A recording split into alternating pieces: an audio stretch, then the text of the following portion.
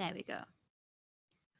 Okay, welcome to A-Level Music at Elliott Hudson College. I'm Mrs. Rogers. We've got 3 student ambassadors with us. So the plan for this session is going to be that we just do an outline of the course, and then I'll pass you over to student ambassadors and we can ask some questions and get you some answers. So the first thing I need to do is I've got a little audio welcome from our principal at Elliott Hudson College. A very, very warm welcome to Elliott Hudson College. My name is Lee Styles and I'm the principal here, and I'm delighted that you've managed to join us for our taster event.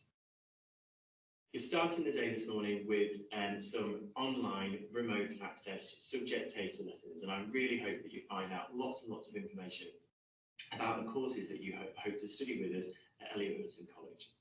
Today is all about trying to find out whether Elliott Hudson College is the right college for you. That's why we call it a taster event, so you get a flavour of what it's like to be a student here. I would really encourage you to spend your time today, both during your remote sessions, but also when you join us in college later on today, to ask lots and lots of questions. Talk to our staff, but more importantly, talk to our students. Our students will give you a really honest evaluation of what it's like to be a student here. So please make sure that you ask them all of the questions that you have today. Taking the next step and deciding the college that's best for your future is a big one. And I really, really hope that the activities that you've got planned today really help you to make that decision. I look forward to greeting you all later on face-to-face when you join us in college for your afternoon session. Enjoy your morning, enjoy the subjects, and I'm very, very much looking forward to greeting you all later this afternoon. Thank you very much, and see you later. Okay, thanks for letting me know that, Mia. I'll look into that in a little bit more detail. So that's a welcome from our principal, and we're going to have a look at the course. Here we go. So A-Level Music then is, we run the AQA syllabus, and we've got a 2-year course, which is a full A-Level. If you've done GCSE, then it's a very similar outline to that, but I know that people come from BTEC as well. We've got 2 compositions. That is 25% of your course. We do a performance, there's 35% of the course, and a written listening exam, which is 40% of the course. We're going to go through those in a little bit more detail, sort of what's outlined in them all to start off with. So we're going to look at the listening exam to start with.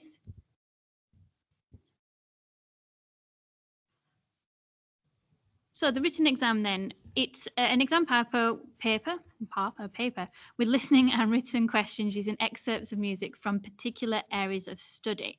Now, if you have done the GCSE, I know it'll have been a very odd year for you, but normally the GCSE is you have 1 CD for the whole class. I always think it's worth mentioning at this point, so one of the benefits of the A-Level is that you have control of your own audio. So you all individually have the audio tracks, and you can pause and replay and pause and replay as much as you want within that exam. We have 3 areas of study that we must study, and the 3 that we study are the Western classical tradition. Everybody has to do that one. We can't get away from it. It is A-Level music, pop music, and music for theatre. So we're going to look at those in a little bit more detail, what those 3 areas involve.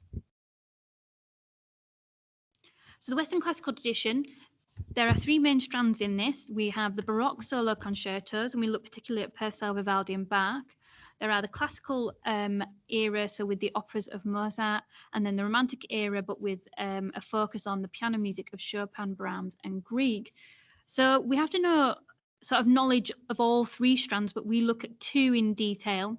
So we look at their set works and sort of talk about how they're getting emotions across through their music and what the intent of their music is. And the 2 that we look at in detail are the Baroque solo concerto and the classical operas of Mozart.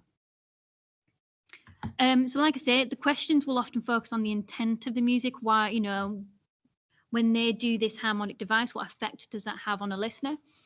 And it's a mixture of sort of listening and written style questions for that area of study. To balance that out, we have pop music as our other area of study. Now, there are 6 named artists by the exam board. They are Stevie Wonder, Muse, Beyonce, Joni Mitchell, Daft Punk, and Labyrinth. Now, that means that they are the only artists that could ever appear in your in your course. They can't suddenly throw in another artist for you to have to listen to. It has to be their music from one of these 6 artists. Now, we again look at 3 of those in detail. We sort of take 2 of the songs from each artist and look at their works in detail. How are they trying to get their message across through the music? And we look at Stevie Wonder, Muse and Beyonce in detail. Again, in the sort of exam style situation, you get a mixture of listening and written questions on that area of study. Then our last area of study is music for theatre. So again, the exam board provides us with 5 named artists or composers that the music that you will hear in your exam can only ever come from those 5 artists. They can't suddenly throw in another musical theatre composer. It has to be from one of these. So we've got Richard Rodgers, Stephen Sondheim, Claude Michel Schomburg, Kurt Weill and Jason Robert Brown. The 3 that we focus on are Richard Rodgers, Stephen Sondheim and Claude Michel Schomburg. So Sound and Music from Richard Rodgers, Sweeney Todd, Les Mis, Miss Saigon from Schomburg. And we look at all those works. And again, how does the music portray what's happening on the stage? How does it give emotion to what's happening on stage and sort of help the story along? And that's sort of what we look at with those this area of study. Again, in the exam, there is a mixture of listening and written questions on that area of study. So in a very, very quick nutshell, that's our main areas of study for the listening exam. Moving on to performance, you must perform as either a soloist or as part of an ensemble, or you can do it as both. Okay, so basically any combination is allowed. You can do everything as a solo, everything as an ensemble, or a mix of both. It is a minimum of 10 minutes of performance that is required by the end of your year 13 when you're handing in the coursework. Now, I really stress at this point, because if you're doing any research on this and you see that 10 minutes, it can be a bit daunting, but actually this is not, for AQA, this is not a standing there for 10 minutes and performing straight through a 10-minute performance. This is not a recital style. You're not doing it in front of an audience or anything like that. This 10 minutes is, you may have 2 pieces at about 5 minutes or 3 pieces at 3.5 minutes, and you can record those pieces as many times as you like. In a room on your own, with me making sure that it's you doing the recording. That's all I have to sign my name against, is that you performed it. It's not somebody else performing for you. And you can record that as many times as you like until you think you've got the perfect version. When you've got those 3.5 minutes pieces perfected, we put them onto a CD and send that off to the exam board. As long as those 3 pieces add up to over 10 minutes, that makes the 10 minutes. So just really want to sort of stress that at this point. If you're sort of looking into different courses, that's where AQA is slightly different than the other syllabuses.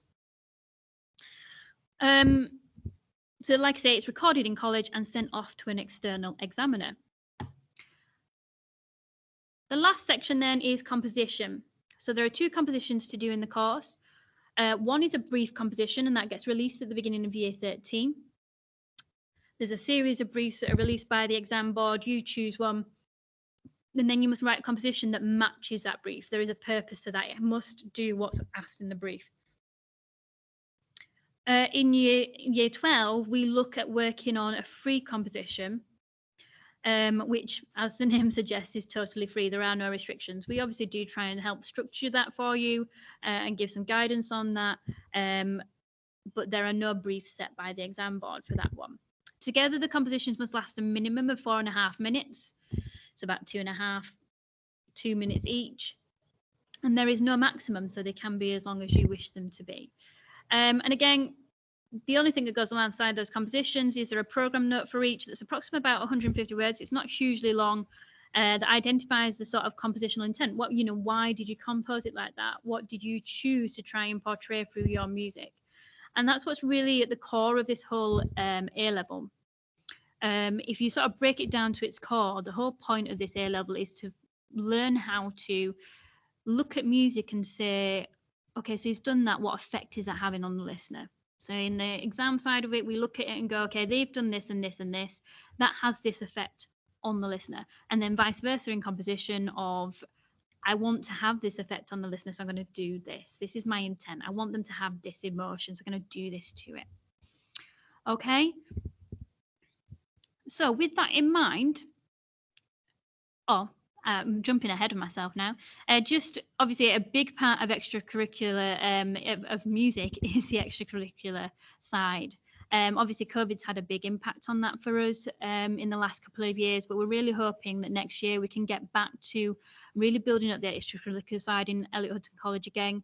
We've had student ensembles, recital evenings, cabarets. We work very closely with the drama department so we can run whole college productions and things like that. Battle of the Bands, on-time busking, swing bands. So we do a lot of things, and there's a lot of opportunities for you to be able to have an extracurricular side to music. Okay, so with that sort of concept that I was discussing about the intent of music being a core part of this A level, I thought just a small task that we could do.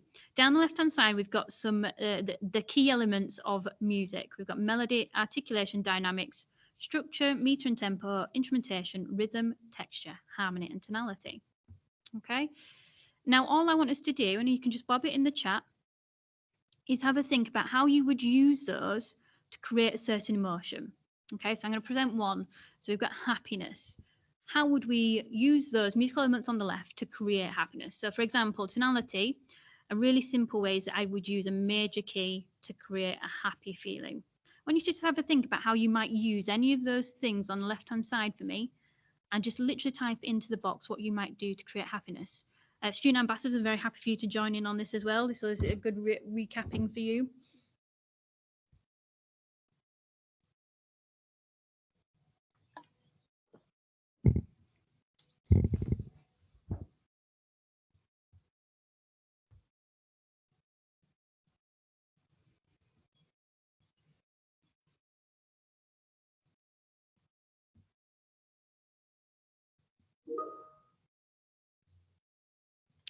Nice, Mia. Yeah, use of ornamentation to create sort of a decorated, elaborate sound. Nice, I like that.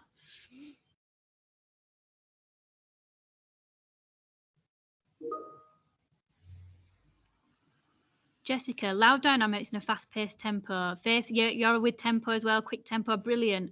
Yeah, I'd be doing something similar, upbeat, quick tempos, like you say, loud dynamics to sort of give that excitement across. Very good. Right. I'm going to change emotion now. Let's do sort of the opposite, and let's do how you would go about doing fear. Okay, so how would you use the musical elements on the left to create fear instead?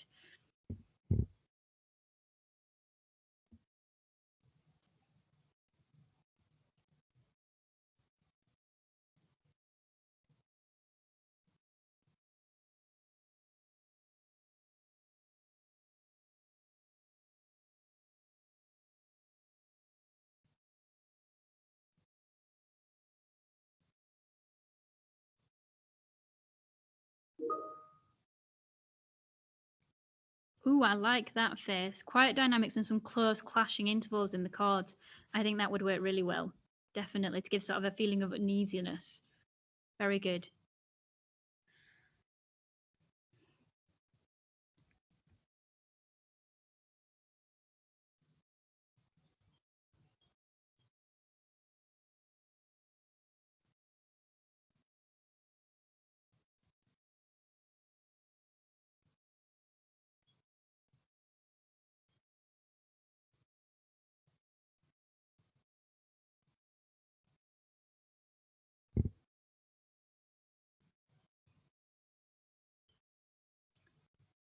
Okay. If anybody's still typing, feel free to enter your ideas into the chat. Obviously, we can sort of use a minor tonality in contrast to the happiness major one.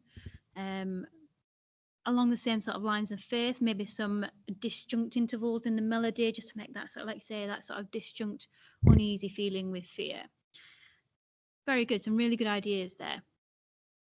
Okay, so I am going to move on now and pass over to our student ambassador. So we've got Mia, who is a singer, and Oliver, who is a guitarist, and Eleanor is also a singer on our current A-level course. So they'll be moving into year 13 in the new academic year. If you've got any questions at all, do you want to just type them into the chat and they will answer them while I make sure that they can turn their mics on for you.